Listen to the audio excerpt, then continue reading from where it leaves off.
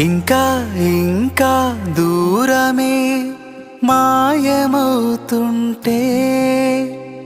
ఇంకా ఇంకా ప్రాణమే దగ్గరవుతుంటే, తెలియని భావమేదో మనసులో తొంగి చూసి మౌనమే చెరిపివేస్తుంటే,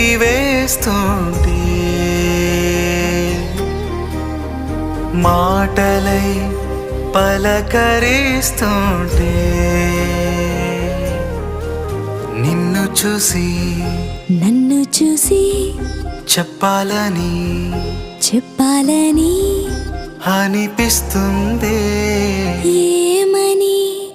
గతము తిరిగి రాదని, రేపు అన్నదే లేదని, ఇప్పుడే